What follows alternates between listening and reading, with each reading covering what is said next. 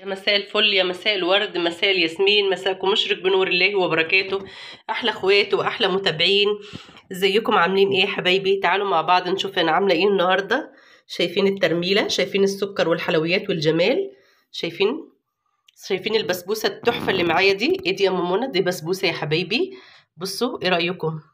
انا بس عايزه اوريكم الترميله اللي هي جايه بس معايا في الكاميرا، لان الكاميرا فعلا بتظلم منا الحاجه، ما بتديهاش واضحة لينا. هنعمل مع بعض أحلى عظمة النهاردة. حلويات بسيطة، حلويات شرقية طبعا، ده احنا أساس الشرقاويين، فحلوياتنا حلويات شرقية فعلا. تعالوا كده مع بعض نعمل ريحة من روايح رمضان الجميلة.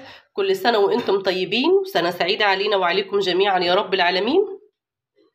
بشكر كل حبايبي وكل متابعين اللي دخلوا لي كده على الخاص عندي، ودعوا لي يا رب ليكوا دعوة بالمثل زي ما دعيتوا لي يا رب. ربنا يا رب يخليكم ليا يا احلى ناس ويا احلى شرب واحلى جمهور ليا بصراحة. بشكركم والله، انتوا عيلتي التانية فعلا، ربنا عوضني بيكم. انا فعلا دخل لي كمية ناس على الخاص، ربنا يا رب يديمكم نعمة في حياتي يا رب، ويخليكم ليا وينجحكم وينجح ولادكم يا رب، وتشوفوهم احلى الناس يا رب. ليكوا اللي دعت لي دعوة ليها بالمثل يا رب العالمين، اللهم امين يا رب العالمين. معانا النهاردة كده فيديو بسيط وحلويات بسيطة وسهلة كده. انا بعتذر لو صوتي برضو لسه مش واضح، بس معلش ما اقدرش ان انا اقف عشان ده شغل وانا لازم اكمله. خلاص كده. انا هعمل النهارده معاكم بسبوسه بسيطه، بسبوسه الاكياس الجاهزه يا حبايبي، بطريقه سهله وبسيطه جدا. تابعوا معايا الفيديو للاخر. بحبكم في الله. تعالوا كده نبدا بسم الله ونصلي على رسولنا الكريم. اللهم صل وسلم وبارك على الحبيب المصطفى افضل الخلق وعلى اله وصحبه وسلم. بحبكم في الله. تعالوا كده بنشوف هنعمل ايه النهارده مع بعض في الفيديو. بسم الله والصلاة والسلام على أشرف خلق الله. اللهم صل وسلم وبارك عليك يا سيدي يا رسول الله. ازيكم يا حبايبي؟ عاملين ايه؟ وحشتوني من الفيديو اللي فات. بشكر كل الحبايب اللي دخلوا لي كده ودعموني وشكروني ودعوا لي دعوة حلوة. يا رب ليكم بالمثل ان شاء الله. اللهم امين يا رب العالمين. النهارده معي فيديو جديد وروتين جديد كده. تعالوا كده مع بعض نعمل حلويات من الحلويات الشرقية، بما ان رمضان داخل علينا. كل سنة وانتم طيبين، ويعود علينا يا رب الأيام بخير إن شاء الله. باقي أيام قليلة على رمضان، يا رب نكون كده مستعدين للشهر الكريم دوت. تعالوا كده نعمل حاجة من روايح رمضان، حاجة بسيطة وسهلة. كل سنة وأنتم طيبين. تعالوا كده مع بعض يا حبايبي. شوف أنا هعمل إيه. أنا معايا كيسين من البسبوسة اللي هي الجاهزة يا بنات. اللي عندها دقيق سميد تعملوا، لو عندك بسبوسة جاهزة زي اللي عندي دي اعملي بيها عادي. خلاص. انا كان عندي كيسين من اللي هي بسبوسه او كريمه البسبوسه دي، او بسبوسه كريمه. دي جميله خالص يا بنات، انا مجرباها عن تجربه فعلا. خلاص. انا معايا اللهم صل وسلم وبارك على الحبيب المصطفى، معايا كيسين من البسبوسه، ومعايا كوبايه زبادي او لبن رايب بخيره زي ما انتم شايفينه كده اهو. خلاص. ده لبن بخيره. معايا 4 معالق من السمنه. على فكره انا بس فكيتها على البوتاجاز، فكيتها يا حبيبه قلبي، ما تكدحهاش. انا فكيها بس. خلاص كده، لان احنا في الشتاء والسمنه جامده معانا. تمام كده. وهنضيف عليها نص معلقه من البيكنج باودر. تمام كده. ده كل المكونات معانا سهله وبسيطه. اول حاجه انا هعملها، انا معايا الصينيه بتاعتي اهي. خلاص. ادهنيها بقى سمنه كده وظبطيها، وتولعي البوتاجاز بتاعك قبل ما تشتغلي في الحاجه بتاعتك. خلاص اهو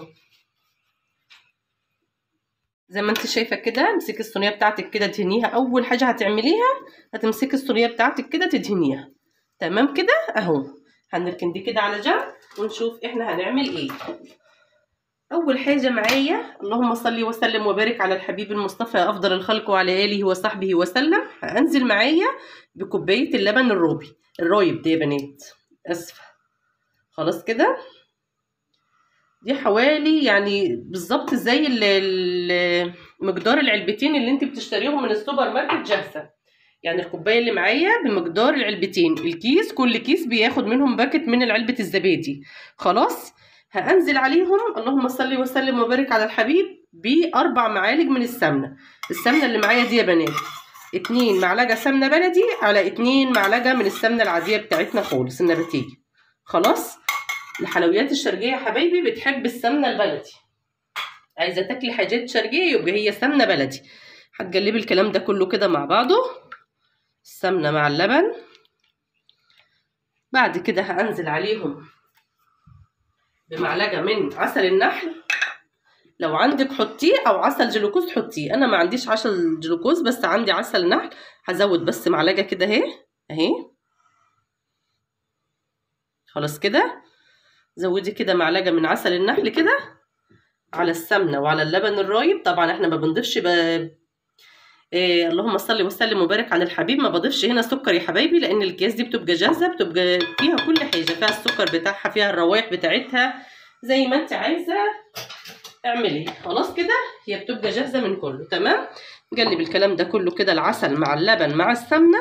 وبعد كده هننزل بالبسبوسه اللي معانا. خلاص كده اهو، ادي كيس معايا اهو. يبقى دي السميد اللي فيه يا بنات ناعم جدا جدا، غير اللي احنا بنشتريه سايب، غير اللي هو الفرط ده اللي احنا بنبقى نشتريه. الاكياس ديت بتبقى جاهزه من كله. خلاص كده تابعوا معايا الفيديو، هتشوفوا احلى بسبوسه هتاكلوها في حياتكم، طريقه سهله وبسيطه. خلاص، وادي الكيس التاني نزلنا بيه اهو. خلاص كده يبقى كيسين البسبوسه، وهنقلب الكلام ده كله مع بعضه كده، نبسه كده مع بعضه حلو اهو. وما تبسيش فيها كتير، يا دوبها بس كده الدقيق السميد ده يتشرب من الماده الدهنيه اللي معانا، وعلى طول تروحي حطاها، توقفي عمليه البس اللي انت هتبسيها، يا دوب يتشرب بس كده المواد الدهنيه اللي هي معانا. خلاص كده اهو. خلاص بس الكلام ده كله كده مع بعضه اهو يا حبايبي. تبس كده ما نخلط كل المكونات مع بعضيها. نسينا نحط نص معلقه بيكنج باودر، ده حطيها طبعا اهي، شايفين نص معلقه كده من البيكنج باودر عليها اهي. خلاص، حابه تضيفي جوز الهند على العجينه حطي، مش حابه براحتك. خلاص، انا عامه هضيف حوالي معلقتين من جوز الهند المبشوره اهي، هضيفها كده عليها كده، بتديها طعم وترميله. بصوا تحفه يا بنات، جربوها بس بالطريقه ديت وقولوا لي ايه رايكم. خلاص هقلب الكلام ده كله مع بعضه كده، ولو عايزه سنه ميه او ربع كوبايه من الميه انا هحط لها طبعا. خلاص ثانيه واحده بس، هنزود عليها ربع كوبايه من الميه. خلاص كده اهي معايا حوالي ربع كوبايه من الميه اهي، هنضيفها كده على العجينه وهقلب الكلام ده كله كده. ما تخافيش، ما تقوليش ان المواد السايله كتير، لا طبعا اهي الدقيق اصلا نفسه هيتشربوا معاكي. خلاص اهو، وتلم كده كل المكونات دي تختلط كده مع بعضيها، هتاكلي احلى بسبوسه هتشوفيها معايا. تابعوا معايا بس الفيديو للاخر، وصلي على النبي كده واذكري الله، على بذكر الله تطمئن القلوب.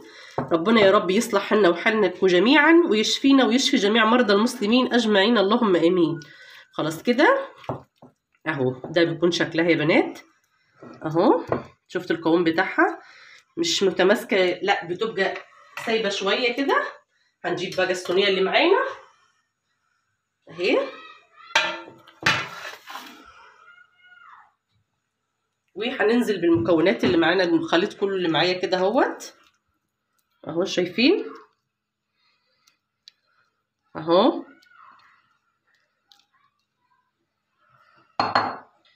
وافرديه كده بقى في الصينيه بتاعتك بالسبوتيولا اللي معاكي كده اهو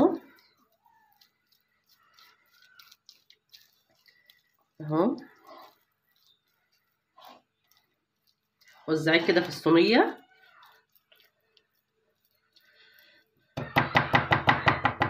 اهو، توزعيها كده في الصينيه، في الصوص بتاعك المتاح عندك اعملي فيه اهو. سويها بس كده اهي، بسم الله ما شاء الله، ولا حول ولا قوه الا بالله العلي العظيم اهو. خلاص كده بطيها كده خبطتين كده على الرخامه اهي، شايفين انا مولعه الفرن قبل ما اشتغل في الهريسه بتاعتي او البسبوسه. تعالوا كده مع بعض هحطها في الفرن تستوي، وتعالوا كده مع بعض نعمل احلى شربات لاحلى بسبوسه. تابعوا معايا الفيديو للاخر، وما تنسوش لايك، ما تنسوش اشتراك في القناه. بحبكم في الله، احلى اخوات واحلى ناس واحلى متابعين ليا في الدنيا. خلاص هندخل الصينيه الفرن، وتعالوا مع بعض كده نعمل الشربات بتاع البسبوسه. طيب قلبي، بعد ما دخلت البسبوسه الفرن تعالوا كده مع بعض نعمل الشربات.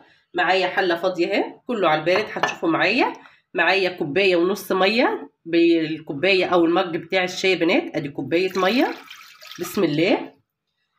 وادي كمان نص كوبايه اهو، كوبايه ونص ميه وكوبايه ونص سكر. تمام كده، بنفس الكوبايه بتاعه المج بتاعه الشاي يا حبيبتي، اللي عيرتي بها الميه هتعيري بها السكر. تمام كده اهو. ثانيه واحده بس، يبقى انا حطيت كوبايه ونص ميه، كوبايه ونص سكر برضو، بسم الله. ادي كوبايه سكر، وادي نص كوبايه كمان. لو بتحبيها مسكره زودي انتي، انا بحب السكر دايما ما يكونش تقيل يا بنات، انا بحبه خفيف. خلاص كده هنقلب الكلام ده كله كده مع بعضه اهو على البارد. عايزه تزودي الكميه زودي، الشربات بتاعك عايزه تزوديه وتحتفظي بيه في التلاجة عادي. خلاص كده انا نزلت بس بالمقدار اللي انا هقاسجي بيه صينيه البسبوسه اللي انا عملتها معاكم دي بس بالظبط. خلاص كده حاولي ان ما تخليش التجليب بتاعك يجي على حرف الحله بتاعتك علشان ما يسكرش منك الشربات او يبقى مسكر خالص. لا، خليكي كده قلبي من النص بس زي ما انا بعمل كده. تمام كده، دي تريكه مهمه، حاولي تفهمي وتاخدي بالك من حته زي كده. خلاص كده يا حبيبتي، بعد كده هننزل بعصره نص ليمونه. معايا نص ليمونه اهو، هننزل بعصره او 2 منه كده اهو، بس كده. هناخد الكلام ده كله وهروح بيه على النار. تمام كده، هيغلي يا دوب بالظبط 5 دقايق، وبعد كده هطفي النار عليه. وبعد ما اطفي النار بروح مزوده عليه 1 باكت فانيليا زي دي، او فانيليا سائله لو عندك، المتاح عندك حط منه. خلاص بعد ما يغلي بالظبط 5 دقايق هطفي النار وهنزل بباكت الفانيليا ومعلقه من السمنه البلدي. دي بتفرق جدا جدا في طعم الشربات يا بنات، وفي طعم اصلا اي حلويات شرقيه انت بتعمليها. خلاص كده هاخد الكلام ده كله يغلي على النار، وهنشوفه كده مع بعض هيبقى شكله ازاي. تمام، في الشربات كده بيغلي له بالظبط حوالي 5 دقايق. هنزل عليهم بباكت الفانيليا، شايفين؟ هتنزلي عليه كده بباكت فانيليا. خلاص، ومعلقه من السمنه البلدي، بتفرق جدا يا بنات. وهتقلبي الكلام ده كله كده مع بعضه. بصوا حته السمنه دي، التركه دي مهمه جدا جدا جدا، بتدي طعم كده وتسكيره للبسبوسه تحفه يا بنات اهو. وبعد كده هنطفي النار على طول. خلاص كده، يبقى بعد ما الشربات بتاعك بيغلي زي ما هو بيغلي كده، هتنزلي فيه بظرف من الفانيليا، واللهم صل وسلم وبارك على الحبيب، معلقه من السمنه البلدي. وبعد كده هياخد غلوه وتروحي طافيه عليه خالص. خلاص كده تمام. تمام، بعد كده البسبوسه بتاعتنا في الفرن. بصوا تعالوا معايا كده شوفوا بتاعتي كده لسه في الفرن يا بنات. اول ما تحسي ان الحرف بتاعتها كده ادتكي تركه او لون كده، بصوا اهو. انا حبيت بس اجيبها لكم كده من البتاع. اول ما الحرف بتاعها كده يديكي اللون اللي انت شايفاه الذهبي ده، خلاص. لو الفرن بتاعك من تحت ومن فوق بتطفي من تحت وبتجيد الشوايه. خلاص كده هنشوف مع بعض كده بعد ما البسبوسه تستوي، وبعد كده هنوريكم شكلها بيبقى ازاي. حبايبي، بعد ما طلعنا صينيه البسبوسه التحفه الجميله، شايفين لونها؟ بسم الله ما شاء الله، ولا حول ولا قوه الا بالله العلي العظيم. انا لسه دلوقتي مطلعاها من الفرن السخنه. تمام، تعالوا كده مع بعض نشوف الشربات بتاعنا شكله عامل ازاي. شايفين؟ هناخد كده من الشربات التحفه الجميل ده كده. بصوا خليكم معايا، ناخد كده بسم الله ونسقي كده بها الشرب. بصوا بتشربوا ازاي.